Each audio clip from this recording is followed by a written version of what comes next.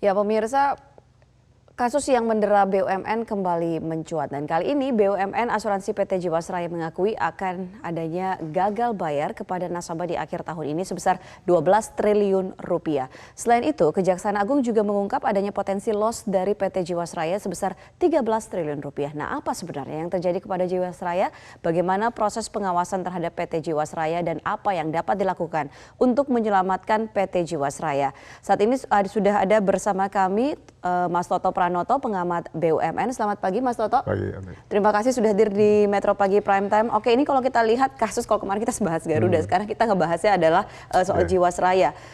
Yang menarik ada potensi kerugian negara 13,7 triliun karena berinvestasi bukan di perusahaan yang layak untuk diinvestasikan. Ini sebenarnya kalau Anda melihatnya seperti apa? Ya, sebetulnya ini suatu hal yang memang amat sangat tragis ya, karena mestinya perusahaan sekelas Jiwasraya, di mana nilai investasinya sudah di atas triliun begitu levelnya, mesti harus sangat berhati-hati ya. Jadi yang disampaikan oleh Kejaksaan Agung beberapa waktu lalu sebetulnya adalah potensi kerugian akibat Jiwasraya tanda petik menempatkan investasinya pada katakanlah surat berharga atau saham-saham yang memang resikonya tinggi dan kemudian pada saat tidak terjadi hasil imbal yang cukup, maka kemudian terjadi adalah potensi kerugian. Masalahnya adalah normalnya biasanya orang menempatkan pada saham-saham yang aman, yang blue chips lah istilahnya begitu ya. Oke, apalagi perusahaan asuransi, karena mereka ini berkaitan dengan dana nasabah. Ya, tapi kalau kita dengar laporannya Kejaksaan Agung beberapa hari lalu kan kelihatan bahwa penempatannya pada saham-saham yang dianggap tanda petik bukan yang blue chips dan resikonya tinggi begitu ya. Jadi kalau ditanya juga kenapa mereka melakukan itu sebetulnya ya. Tadi sudah disampaikan juga dalam berita tadi bahwa sebetulnya mereka pada saat membuat produk JS Plan itu, kan mereka punya janji kepada investor itu atau kepada nasabah itu kan tingkat pengembalian tinggi ya, hampir kurang lebih rata-rata sekitar 6-10% lah. Sehingga otomatis mereka juga harus kejar tingkat return dari investasi juga harus tinggi kan, sehingga akibatnya mereka investasilah pada saham-saham atau reksadana saham begitu, yang harapannya punya potensi gainnya tinggi, resikonya juga tinggi, dan kemudian pada saat terjadi pembalikan market misalnya situasinya tidak kondusif, maka otomatis saham-saham yang mereka kelola, yang mereka sebagian besar portfolionya otomatis juga turun harganya. Dan itu yang menyebabkan kerugiannya menjadi potensinya sangat besar. Berarti kalau untuk kasus Jiwasraya ini merupakan sudah salah sejak awal, sudah salah sejak produknya. Ya sebetulnya kalau produk sih mungkin relatif lah ya, salah tidak salah. Tapi bagaimana mereka cara mengelola investasinya.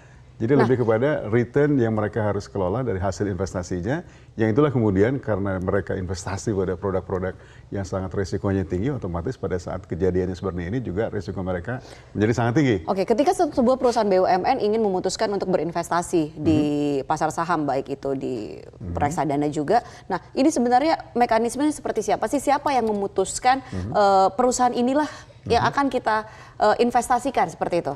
Ya sebenarnya pada saat mereka memutuskan investasi pada hal-hal apapun, tentu kan mereka punya komite investasi sendiri. Mereka juga ada komite manajemen resiko misalnya. Komite-komite ini kan bekerja membantu bagaimana proses investasi bisa dilakukan dengan baik dan prudent oleh perusahaan. Oke, berarti harusnya sudah ada screening dong di situ? Ya, maksudnya kalau fungsi-fungsi itu berjalan dengan baik, mereka tentu bisa membuat suatu, katakanlah istilahnya early warning system lah ya.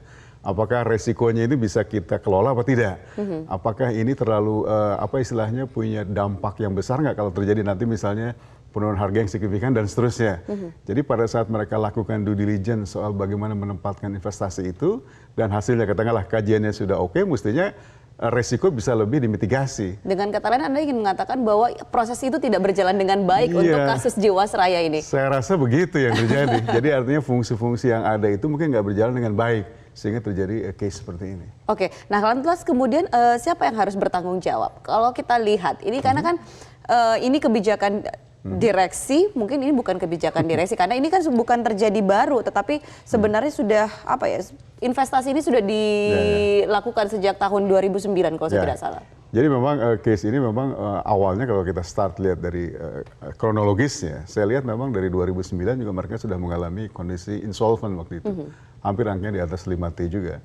Tapi menurut saya memang tidak ada penyelesaian yang komprehensif terhadap kasus di 2009 itu. Sehingga yang terjadi adalah menurut saya adalah penyelesaian yang sifatnya itu temporer, tapi tidak menyembuhkan akar masalahnya. kemudian pada saat masuk ke periode katakanlah pada saat mereka membuat produk GS Plan ini, ya, tentu kan harapannya sebetulnya supaya mereka bisa mendapatkan situasi likuiditas yang lebih baik. Tapi kan karena mereka menjanjikan tadi ya, suatu tingkat pengembalian return yang tinggi kepada investornya, tentu juga mereka harus kelola kan bagaimana supaya pengelolaan investasinya juga bagus. Karena returnnya dijanjikan juga tinggi. Nah disinilah mulai masalah terjadi ya. Jadi pada akhirnya itu karena kemudian hasil investasinya tidak bisa dikelola dengan baik, bahkan cenderung agak sembrono tadi, maka yang terjadi kemudian adalah masalah yang terus menggulung menjadi problem besar.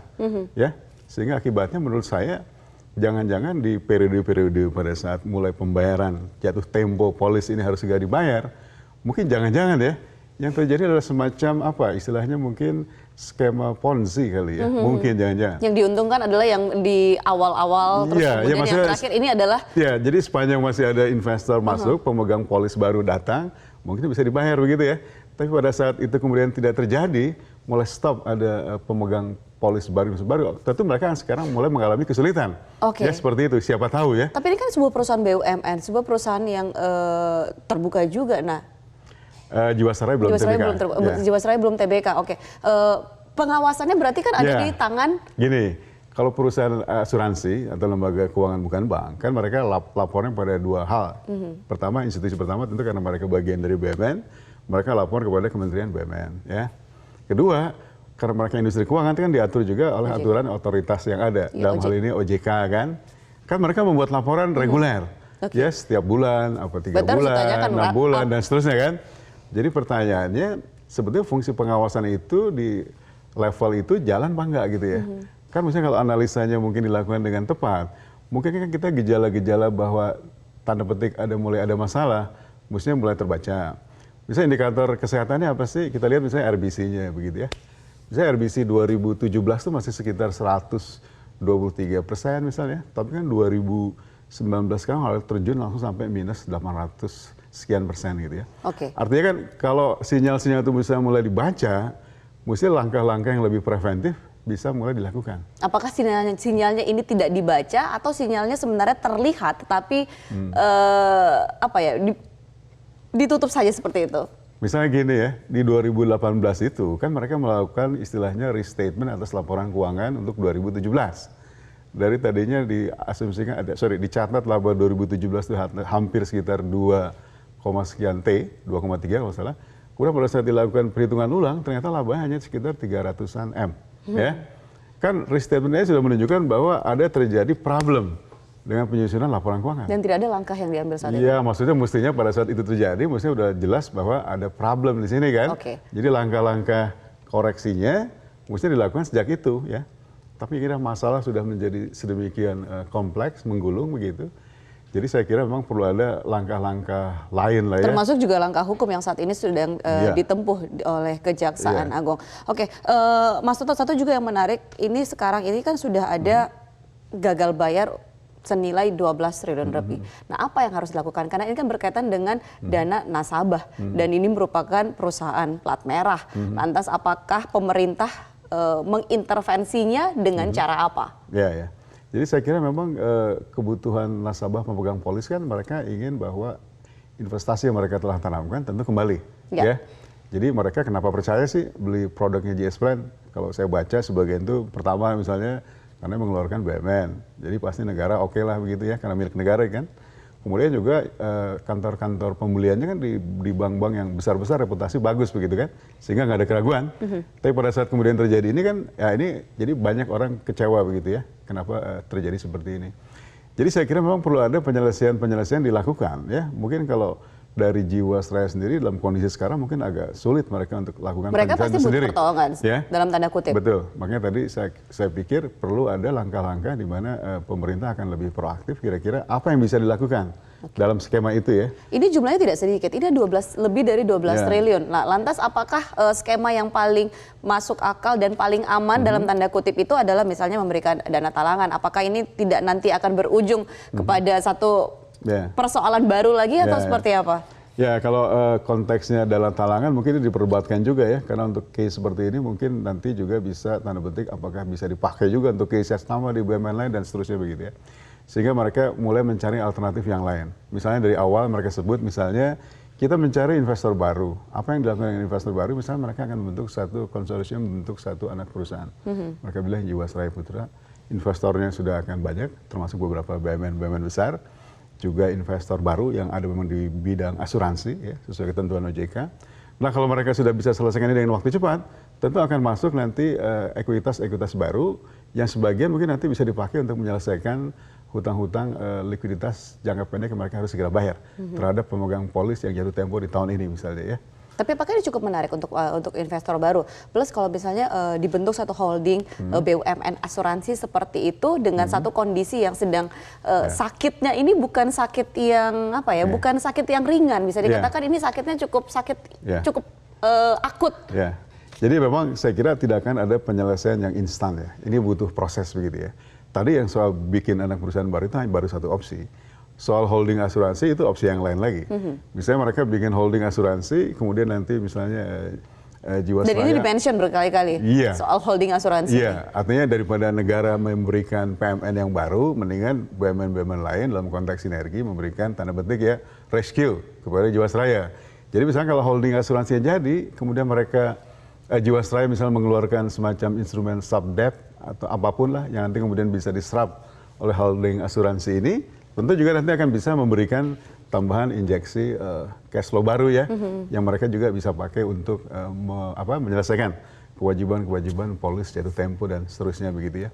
Jadi kalau beberapa instrumen ini bisa dikerjakan dan bisa lebih cepat lah sebetulnya itu dilaksanakan ya, karena ini kan memerlukan banyak persetujuan dari otoritas juga kan. Itu mungkin sebagian akan bisa menyelesaikan apa yang sekarang menjadi kebutuhan likuiditas jangka pendek memenuhi kewajiban jatuh tempo polis tahun 2019 ini. Tahun 2019 ini kan bisa dikatakan tinggal satu minggu lagi. Betul, jadi maksudnya dengan proses yang sama saya dengar juga katanya minggu lalu juga DPR sudah panggil mereka dan DPR sudah mendengarkan juga katanya beberapa hal yang sifatnya urgent segera keputusan dibuat bahwa misalnya ya percepatan untuk segera itu anak perusahaan didirikan sehingga investor baru bisa masuk, itu bisa segera dilakukan misalnya ya. Terus kemudian juga tadi soal holding asuransinya dipercepat sehingga mereka juga bisa mulai menyerap kalau mereka Jiwasraya mengeluarkan instrumen sub-debt dan seterusnya. Jadi kalau itu bisa dikerjakan dengan lebih cepat temponya ya, saya kira beberapa hal kaitannya dengan kebutuhan menutup likuiditas jangka pendek ya untuk menutup polis-polis jatuh tempo ini 12 triliun lebih itu. Saya kira mestinya mereka bisa kerjakan, tapi memang itu akan butuh proses ya, nggak mungkin langsung instan begitu ya. Oke, kalau misalnya sampai dengan akhir tahun saatnya jatuh tempo kemudian tetap gagal bayar, belum ada solusi yang benar-benar bisa dilaksanakan atau diterapkan, apa yang akan terjadi? Ya saya kira ini kan masalah reputasi sebetulnya dipertaruhkan ya. Ini kan industri asuransi itu kan sebetulnya industri yang sangat highly regulated, mestinya pengawasannya kuat dan mestinya risiko atas investasi juga bisa dijaga. Tapi karena ini kemudian sudah terjadi tanda petik kegagalan dari sisi ini, menurut saya pada akhirnya untuk mengembalikan supaya reputasi BUMN itu memang sebagai perusahaan yang bisa tanda petik dipertanggungjawabkan ya di mata para investornya atau dalam hal ini pemegang polisnya, saya kira mungkin pada akhirnya negara lah yang harus turun tangan menyelesaikan. Oke, negara turun tangan tapi bukan berarti dengan memberikan ya apapun alternatifnya. Kalau tadi kan sudah dibilang ya bahwa non PMN modelnya berarti dengan cara-cara tadi ya. Tapi kalau skema itu misalnya tidak berhasil, kan pada akhirnya itu pemegang polis kan tetap harus diselesaikan. Karena juga jangan lupa pemegang polis itu kan bukan cuma orang-orang yang ada di sini, ada juga pemegang polis dari misalnya orang-orang dari Korea misalnya kan, yang kebetulan sedang bekerja di sini kan. Kemudian mereka juga cukup punya investasi yang menanamkan investasi cukup besar juga. Ini kan sebetulnya reputasi ya. Ini reputasi BUMN milik negara. Kemudian kalau ada juga pihak-pihak lain di luar domestik juga yang kemudian menuntut karena haknya katakan ya. Apalagi mereka harus dipenuhi kan. Ini reputasi bangsa lah menurut saya. Jadi pemerintah harus benar-benar serius. Apalagi orang ketika mengambil produk asuransi itu kan bagian dari mereka meminimalkan resiko. Tapi ketika perusahaan asuransinya sendiri malah bermain-main dengan resiko itu, jadi saya kira ini kontraproduktif. Betul. Jadi saya kira pada akhirnya kalau skema tadi yang kita bicarakan di awal tuh tidak bisa bekerja dengan baik, menurut saya pada akhirnya negara lah sebagai pemegang saham ya dari BUMN ini yang kemudian harus bertanggung jawab, mengambil langkah-langkah yang lebih tanda petik bisa menyelesaikan Kita masalah-masalah lihat jangka pendek dalam ini. sisa waktu yang sempit ini apa langkah yang bisa dilakukan dan akan diambil oleh pemerintah. Terima kasih Mas Toto sudah hadir bersama kami di Metro Pagi Prime Time.